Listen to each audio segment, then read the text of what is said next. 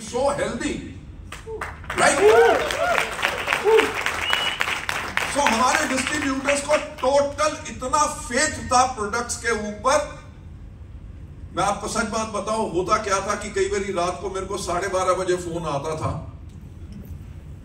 कोई कहता था हेलो वाली साहब, मैं कह यस सर मेरे पास एक पेशेंट है। तो मैं कहता था हाँ डॉक्टर साहब बोलो। पेशेंट किसके पास जाता है? डॉक्टर के पास। अगर हमारे डिस्ट्रीब्यूटर के पास पेशेंट आ गया तो डिस्ट्रीब्यूटर डॉक्टर बन गया। हाँ? तो मैं कहता था डॉक्टर साहब बोलो। कहता था सर मेरे पास एक पेशेंट है, उसको 15 साल से सब बीमारियां। डॉक्टर ने उसको जीने के लिए सिर्फ 3 महीने दिए हैं। अब बताओ मैं क्या दूं? Right? He is a super specialist. Why? Because he is a vestige distributor. That is the faith of the people. कि डॉक्टर्स ने अगर जवाब दे दिया है हमारे वेस्टीज के प्रोडक्ट्स इतने अच्छे हैं, इसको फायदा होगा। राइट? तो मैं कहता था 3 महीने के बाद कंधा दे देना। Right? Because our products are not medicines, they are food supplements. Right? आप लोगों को दोगे, अगर उनकी बॉडी को बेनिफिट होगा, they'll become healthy, but we cannot take any guarantee. Because doctors patient को ट्रीट करना चाहते हैं, हम तो न्यूट्रिशनल सप्लीमेंट देते हैं, हम ट्रीटमेंट बिजनेस में नहीं है।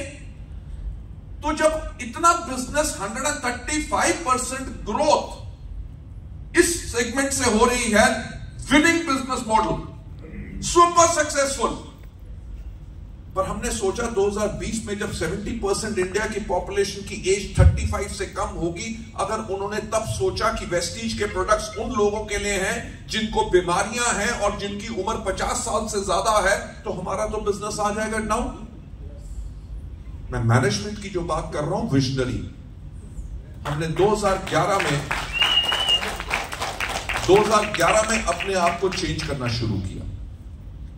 हमने अपनी नई वेबसाइट बनाई, अपने प्रोडक्ट्स के ऊपर यंग बॉयज एंड गर्ल्स के फोटोग्राफ्स डाले, एक नया कैटलॉग बनाया। We became the first company to launch a mobile app, क्योंकि यंगस्टर्स जो है वो टेक सेवी हैं।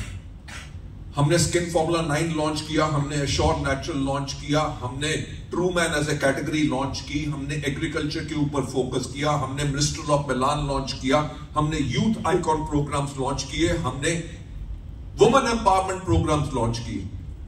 2011 के अंदर हमारा टर्नओवर था 50 crore per annum. Just a minute, 2020 में जब हमने क्लोज किया, हमारा टर्नओवर था 2200 करोड़ रुपीस।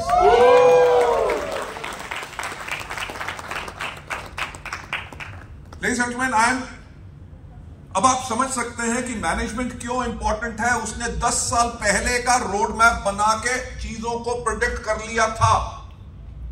पर चैलेंजेस तो हर जगह आएंगे। आप अपना बिजनेस कर रहे हो, मैं जो बिजनेस कर रहा हूं उसमें भी मुझे रोज चैलेंजेस आते हैं। चैलेंजेस क्या आए और मैनेजमेंट को सॉल्व कैसे करना पड़ता है, आपको जो सिक्योरिटी एंड बिलीफ के लिए मैं बता रहा हूं। So tell me whenever you want me to stop or I can carry on. Yes मैं बोल देता हूं। సో ఇక్కడ ఏమంటున్నారంటే ఎప్పుడైతే సార్ వాళ్ళు ఈ కంపెనీ స్టార్ట్ చేశారో, మేనేజ్మెంట్ చాలా ఇంపార్టెంట్ విషయం ఉంటుంది ఇక్కడ. ఎందుకంటే ఈ బిజినెస్లో మేనేజ్మెంట్ యొక్క ఉద్దేశ్యం మంచిగా లేదనుకో, డిస్ట్రిబ్యూటర్స్కి అంత సపోర్ట్ దొరకదు. సో మేనేజ్మెంట్ వాళ్ళు ఎప్పుడైనా డిస్ట్రిబ్యూటర్స్కి సపోర్టివ్గా ఉండాలి. అట్లాంటివి ఆలోచనతోనే మేము ఈ కంపెనీ స్టార్ట్ చేశాము. ఇవాళ మన కంపెనీ ఇండియాస్ లార్జెస్ట్ కంపెనీ ఉన్నది, చాలా పెద్ద కంపెనీ, గ్లోబల్లీ కూడా ఉన్నది. సో ఇక్కడ మనము ఒక పాయింట్ అర్థం చేసుకోవాలి. మేము ప్రతి సంవత్సరము ఆల్మోస్ట్ బిజినెస్ని డబల్ చేసుకుంటూ పోయినాం. ఎన్ని సంవత్సరాలు అంటే 11 సంవత్సరాలు మేము డబల్ చేసుకుంటూ పోయినాము. స్టార్టింగ్ టైంలో అందరూ వేరే కంపెనీస్ వాళ్ళు జాయినింగ్ ఫీజ్ పెడుతుండే, కిట్ పెడుతుండే, ప్రొడక్ట్స్ కూడా చాలా కాస్ట్లీ ఉంటుండే. కానీ మేము అప్పుడే ఆలోచించి ఇవి అన్ని పనికి రాదు, ముందు ఇది అంతా మారుతుంది అని మేము కిట్ పెట్టుకోలే, మేము జాయినింగ్ ఫీజ్ పెట్టలే, మేము ప్రొడక్ట్స్ కూడా కాస్ట్లీ పెట్టలేదు. ఎందుకంటే ముందు చూపు మా దగ్గర ఉంటుండే. అంటే మేనేజ్మెంట్ దగ్గర ముందు చూపు కూడా ఉండాలి. రాబోయే కాలంలో 5 సంవత్సరాలు 10 సంవత్సరాల తర్వాత ఏం జరుగుతుంది అని. కొన్ని మార్కెటింగ్ ప్లాన్స్ ఎట్లా ఉంటాయంటే బైనరీ కావచ్చు, అది ట్రైనరీ కావచ్చు, కానీ ఒకే లెగ్ నుంచి పెద్ద ఇన్కమ్ రావాలి అనే ప్లాన్ ఎవరి దగ్గర లేదు. కానీ మన దగ్గర ఒకే లెగ్ నుంచి మనకు travel fund, car fund, house fund ఇవన్నీ ఫండ్స్ రావచ్చు. ఒక ఎగ్జాంపుల్ చెప్పారు సిద్ధార్థ్ సింగ్ సార్, ఒక్క లెగ్ నుంచి 13 లక్షలు సంపాదన ఉన్నదట అతనికి. అంటే ఒక్క లెగ్ నుంచి కూడా మనం పని చేసుకుంటూ పోతే పెద్ద లెగ్ ఉంటే పెద్ద ఇన్కమ్ కూడా తీసుకోవచ్చు. ఇట్లాంటివి ఆపర్చునిటీ ఏకైక కంపెనీ మన వెస్టీజ్ కంపెనీ సార్ వాళ్ళు తయారు చేశారు. సో ఎప్పుడైతే ఈ కంపెనీ వాళ్ళు తయారు చేయాలి, స్టార్ట్ చేయాలి అని అనుకున్నారు, ఎన్నో దేశాల యొక్క చట్టాన్ని వాళ్ళు స్టడీ చేశారట. ఎక్కడెక్కడ లా ఉన్నది, ఎక్కడెక్కడ వాళ్ళు చట్ట ప్రకారం ఎట్లా చేస్తున్నారు లీగల్లీ అని అన్ని స్టడీ చేసిన తర్వాత ముందే ఆలోచించి వీళ్ళు మా వెస్టీజ్ కంపెనీ స్టార్ట్ చేశారు. అండ్ 2016లో గవర్నమెంట్ తరఫు నుంచి గైడ్ లైన్స్ వచ్చింది. కానీ మనము ఆల్రెడీ 12 సంవత్సరాల ముందే ఆ గైడ్ లైన్స్ ని ఫాలో చేసుకుంటున్నాము. అంటే ముందు చూపు ఎట్లా ఉంటుంది అది ఆలోచించండి. సో వెస్టీజ్ దగ్గర ముందు చూపు ఉన్నది. 2011లో 135% గ్రోత్ ఉండే. సో మీకు ఒక విశ్వాసం రావాలి, మీకు ఏం ఆలోచన రావాలంటే ఇది సరి అయిన కంపెనీ, మీ భవిష్యత్తు మంచి చేతుల్లో ఉన్నాయి, మా భవిష్యత్తు బాగుంటుంది, ఈ విశ్వాసం రావడానికి చెప్తున్నా. 2011లో మాకు ఏమనిపించింది అంటే రాబోయే కాలంలో అంటే 2020లో మన ఇండియాలో ఎక్కువ మంది యువకులు కాబోతున్నారు. సో మన ప్రొడక్ట్స్ అయితే హెల్త్ ప్రొడక్ట్స్ ఎక్కువ ఉంటుండే. హెల్త్ ప్రొడక్ట్ అంటే వ్యక్తికి రోగం వచ్చిన తర్వాత మనం ఇస్తాము. సో రోగం వచ్చిన తర్వాత ఇస్తే చాలా మందికి మంచి రిజల్ట్ వచ్చినాయి. టాప్ లో మన ప్రొడక్ట్స్ రిజల్ట్ ఓరియంటెడ్ మంచి కంపెనీ నడుస్తుంది. కానీ అప్పుడు కూడా మేము నెక్స్ట్ 10 సంవత్సరాల తర్వాత యువకులకు ఏం ఇక్కడ నుంచి దొరకాలి అని మేము ఆలోచించి ఊహించి మొత్తం మార్పు చేసుకున్నాము. మన ప్రొడక్ట్స్ పైన యువకుల యొక్క ఫొటోస్ పెట్టినాము, మొబైల్ యాప్ స్టార్ట్ చేసినాము, మన ప్రొడక్ట్స్ ని చేంజ్ చేసి ట్రూమెన్ స్టార్ట్ చేసినాము, న్యూట్రిషన్ తో పాటు skin care products, agri products అవన్నీ మేము లాంచ్ చేశాము. ఎందుకంటే మాకు ముందు చూపు ఉన్నది. రాబోయే కాలంలో ఏ ప్రాబ్లం డిస్ట్రిబ్యూటర్ కి రావచ్చు, దానికి ఎట్లా సాల్వ్ చేయాలి, ఒకవేళ కంపెనీకే తెలియదు అనుకోండి, కంపెనీ మీకు ఏం సపోర్ట్ చేస్తుంది. సో మేము ముందే ఇవన్నీ ఆలోచించి సపోర్ట్ సిస్టమ్ స్టార్ట్ చేసినాము, కొత్త ప్రొడక్ట్స్ లాంచ్ చేశాము. 50 కోట్ల నుంచి 2200 కోట్ల టర్న్ ఓవర్ ని మేము రీచ్ అయ్యాము 2020లో. సో ఇవన్నీ ముందు చూపు మీ గురించి ఒక సక్సెస్ దారి మేము తయారు చేసి పెట్టినాము. ప్రతి అడుగులో ఏదైనా కష్టం ఛాలెంజ్ వస్తే కంపెనీ దాన్ని సాల్వ్ చేయడానికి తయారున్నది అని సార్ చెప్తున్నారు. Thank you. Ladies and gentlemen, definitely 2020 में हमने 2200 करोड़ का बिजनेस किया, पर ये जो 10 साल की जर्नी थी उसके अंदर क्या चैलेंजेस आए एज अ कंपनी, आपको ये समझने की जरूरत है कि और कॉन्फिडेंट होने की जरूरत है कि आपकी कंपनी की मैनेजमेंट बड़े से बड़े चैलेंजेस को संभाल सकती है. 2014 में क्या हुआ, मिस्टर हमारे माननीय प्रधानमंत्री श्री नरेंद्र मोदी जी आए, उन्होंने कहा मेक इन इंडिया, यस और no? Yes. Very good for the country, but country उस टाइम पे प्रिपेयर्ड नहीं थी. बाहर से प्रोडक्ट्स की इंपोर्ट बंद होगी. हमारा अश्योर की category entirely millet group of Japan के थाईलैंड की फैक्ट्री से बन के आता था, वो आना बंद. हमारा L-arginine अमेरिका से बन के आता था, उसका इंपोर्ट बंद. हमारा डिटॉक्स फुट पैचेस चाइना से आते थे, वो बंद. कितने रॉ मटेरियल्स आने बंद हो गए क्योंकि रजिस्ट्रेशन डिले हो गया. हमने 2011 से स्टार्ट किया, 2014 में हम ऊपर जा रहे हैं. जब मेक इन इंडिया हुआ सब कुछ नीचे आना शुरू हुआ. कंपनी ने क्या किया, 2 महीने के अंदर अपना R&D सेंटर लॉन्च किया. 4 महीने के अंदर वो प्रोडक्ट्स फिर अवेलेबल थे. Just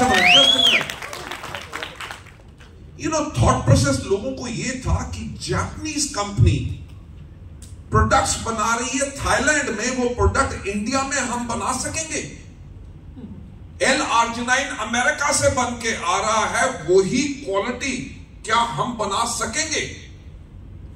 Ladies and gentlemen, management is that's why important, क्योंकि हमने उन सबसे बेटर प्रोडक्ट लॉन्च किया।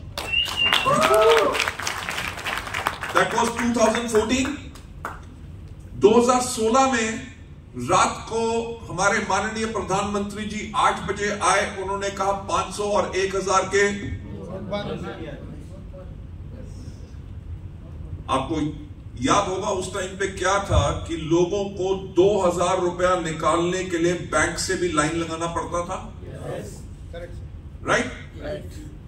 हमारा बिजनेस उस टाइम पे एवरेज 72 करोड़ चल रहा था, गिर के आ गया 47 करोड़ पे। 50% डाउन। जब कंपनी 72 से उसको 150 करोड़ पे ले जाना चाह रही है, हमारी मैन पावर, हमारे ऑफिसेज, हमारे अवार्ड फंक्शंस, हमारी CNTs सब कुछ डबल हो चुकी हैं, क्योंकि हमें अपना टर्नओवर डबल करना है। खर्चा आपका डबल हो जाए और आपका बिजनेस 50% डाउन, कोई भी कंपनी डूब सकती थी। बट वी मैनेज्ड एवरीथिंग, और हमें 1 साल लगा फिर से 72 करोड़ पे जाने के लिए। मैं 2016 की बात कर रहा हूं। 2017 में हम नॉर्मल आए। 2018 में क्या हुआ? GST आ गया। आयुर्वेदिक कैटेगरी पे वैट था 5%, जो GST हो गया 12%। Skin care, personal care categories में जहां वैट था 12%, वो हो गया 18% GST।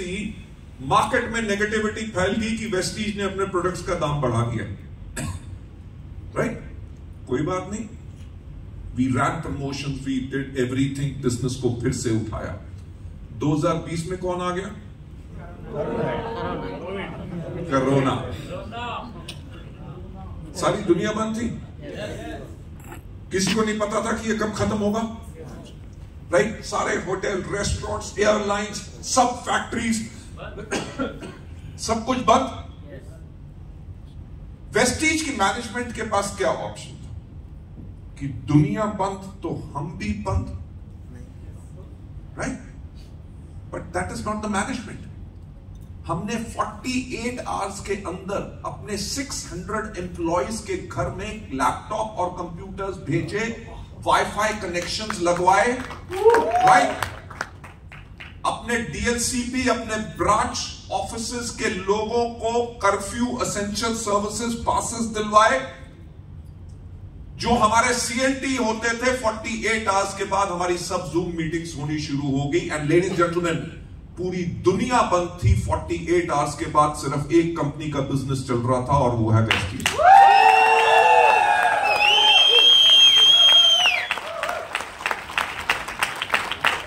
That is a company with an attitude, जो वो प्रॉब्लम्स को नहीं देखती, वो सोल्यूशन को देखती है। राइट? एंड आपको पता है कि कोविड के टाइम के अंदर we did the highest ever businesses.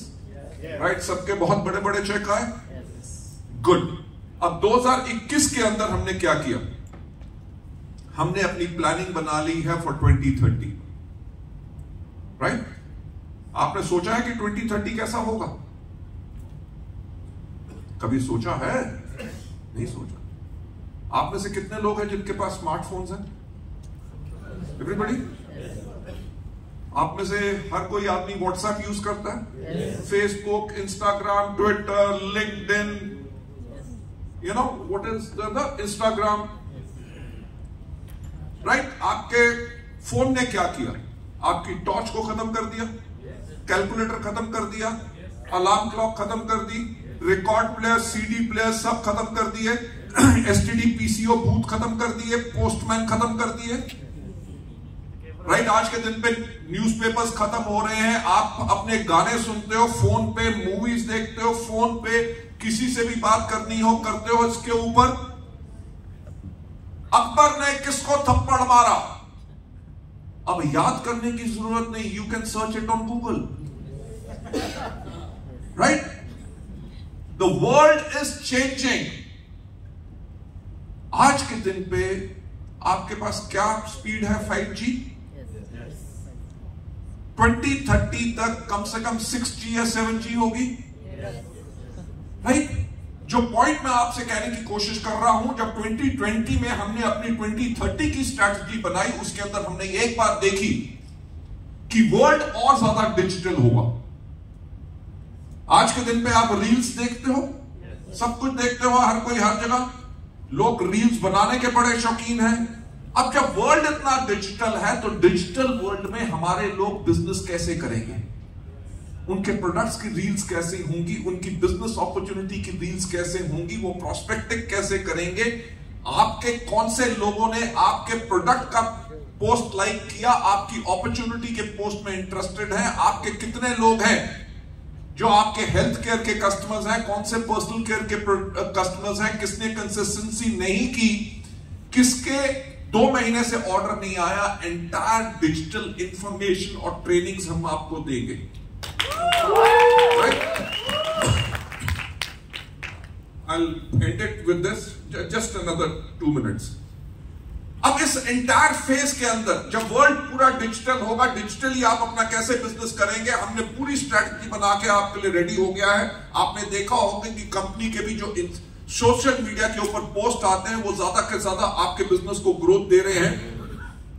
पर पॉइंट क्या है कि 2030 तक हम किन कैटेगरीज के अंदर सबसे ज्यादा बिजनेस करेंगे।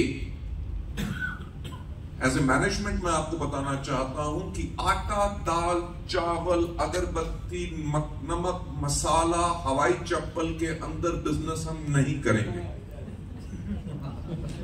वो बिजनेस हम करने देंगे जोमैटो को, हम करने देंगे ब्लिंकिट को, हम करने देंगे अमेज़न को, रिलायंस के जियो को। हम वो बिजनेस करेंगे जो वो कभी नहीं कर सकते। राइट? हमारा बिजनेस जो है 2030 तक जिस चीजों के ऊपर हम फोकस कर रहे हैं 3 मेजर कैटेगरीज में रहेगा। Number 1 health. Number 1 health. क्यों? क्योंकि कोविड ने सिखा दिया कि इम्यूनिटी क्या है। लोगों को हेल्थी रहना और लाइफ की कीमत सिखा दी। So that's why we are going to focus on health, क्योंकि everybody wants to be healthy और हमारे प्रोडक्ट्स हाईली इफेक्टिव हैं। राइट? आपको पता है कि हमारा one of the largest health care का सेलिंग प्रोडक्ट है flaxseed oil. Right? Number 1 is health. Number 2 वो कैटेगरी जिससे लेडीज बड़ी खुश होती हैं, beauty, skin care. Why? Beauty मैं सिर्फ लेडीज के लिए बात नहीं कर रहा। अगर आज के दिन पे देखो, पहले सिर्फ लेडीज ब्यूटी पार्लर होते थे, आजकल मेंस सैलून खुल चुके हैं, यूनिसेक्स सैलून्स हैं। यानी कि द एंटायर वर्ल्ड, पहले गांव के आदमी को आप पहचान सकते थे, अब आप पहचान नहीं सकते कि ये गांव का है कि शहर का है। Right? Because whether it is dress sense, whether it is all the things what we need. So हमारी मेजर कैटेगरी नंबर 2 रहेगी ब्यूटी। नंबर 3 मेजर कैटेगरी रहेगी agri. You know why? Last year India में direct selling के अंदर 400 करोड़ का agree products बिके हैं, जिसमें से 200 करोड़ का बिजनेस सिर्फ वेस्टीज ने किया। यानी कि that is our dominant category, जिसके अंदर 50% कंट्री का स्टेक जो है वो हमारे पास है। So this is our strategy for the future. और मैं यही चाहता हूं कि ये सब स्ट्रैटेजी हमने बहुत सोच के, कम से कम हमें 1.5 साल लगा इस स्ट्रैटेजी को बनाते हुए, हर एक चीज को अंडरस्टैंड करने में। I can assure you one thing कि आने वाले टाइम में आपका फ्यूचर और ज्यादा सिक्योर और ज्यादा ग्रो करेगा, because entire Vestige family is there with you. Yes sir, మనకు ఒక కంపెనీ యొక్క తయారీ అని అంటారు కదా, కంపెనీ వాళ్ళు ముందు చూపు పెట్టుకొని రాబోయే ఛాలెంజెస్, కష్టాలు ఏవైతే రావచ్చు దానికి ఎట్లా సొల్యూషన్ తీయాలని ముందే వాళ్ళు ఆలోచించి తయారవుతున్నారు. ఎన్ని పెద్ద పెద్ద ఛాలెంజెస్ వచ్చినాయి కంపెనీ వైపు, కానీ వాళ్ళు దాని మీద ముందే వర్క్ చేసుకొని వాళ్ళు దాని నుంచి బయటపడారు. 2014లో మోదీ గారు వచ్చినప్పుడు మేక్ ఇన్ ఇండియా అని స్టార్ట్ అయింది. అప్పుడు మన products assure products Japan products థైలాండ్లో మ్యానుఫ్యాక్చర్ వస్తుండే, ఎలార్జినైన్ యూఎస్ఏ నుంచి వస్తుండే, డీటాక్స్ ప్యాచెస్ చైనా నుంచి వస్తుండే. ఇవి అన్నీ బంద్ అయిపోయినాయి అప్పుడు మేక్ ఇన్ ఇండియా రాగానే. సో ఇప్పుడు ఎలా చేయాలి? సో వేరే కంపెనీ ఉంటే ప్రొడక్ట్స్ బంద్ అయిపోయింది అని వాళ్ళు కూడా బంద్ చేసేస్తారు. కానీ మన కంపెనీ 2 నెలల లోపల R&D స్టార్ట్ చేసి 4 నెలల లోపల ఇండియాలోని అవి అన్ని ప్రొడక్ట్స్ దానికన్నా మంచి క్వాలిటీ ప్రొడక్ట్స్, ఆ లెవెల్ కాదు దానికన్నా బెటర్ క్వాలిటీ ప్రొడక్ట్స్ ఇండియాలోనే తయారు చేసి మన గురించి ఇవ్వడం స్టార్ట్ అయింది. మళ్ళీ 2016లో నోట్ బందీ అయింది. 500 రూపీస్ నోట్, 1000 రూపీస్ నోట్ బంద్ అయితే మన కంపెనీ వాళ్ళు ఆల్రెడీ 72 crores నుంచి 150 కోటి యొక్క టర్న్ ఓవర్ కావాలి అని ఎక్కువ CNT ప్రోగ్రామ్స్, ఎక్కువ తయారీ, ఎక్కువ DLCPs, ఎక్కువ మ్యానుఫ్యాక్చరింగ్ అన్ని చేసుకొని తయారున్నప్పుడే ఈ క్యాష్ ప్రాబ్లం వచ్చింది. సో నోట్ బందీ అయిన తర్వాత మన బిజినెస్ ఆల్మోస్ట్ 50% కిందికి పోయింది. అప్పుడు కూడా మేము గట్టిగా నిలబడి పని చేసి దాని నుంచి బయటపడడం 1 సంవత్సరం పడింది మాకు మళ్ళీ ఆ లెవెల్కి తీసుకురావడానికి.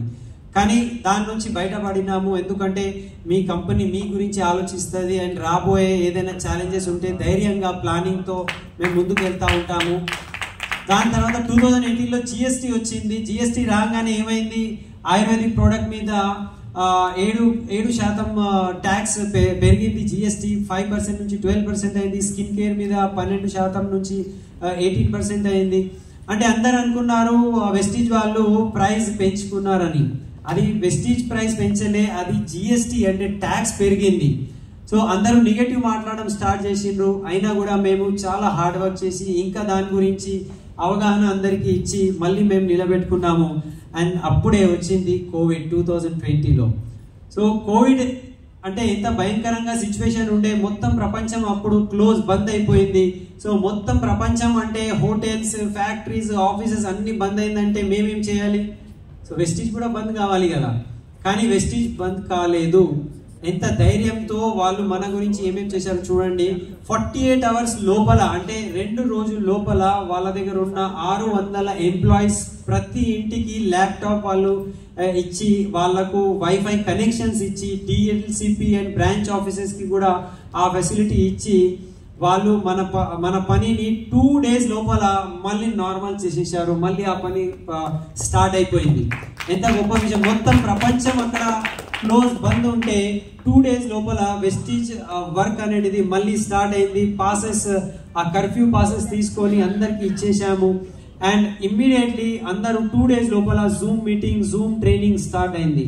సో బిజినెస్ డౌన్ కాదు. ఆ టైంలో వేరే కంపెనీస్ బంద్ అయినాయి, కానీ మన దగ్గర highest paycheck, highest turnovers ఆ టైంలోనే వచ్చినాయి.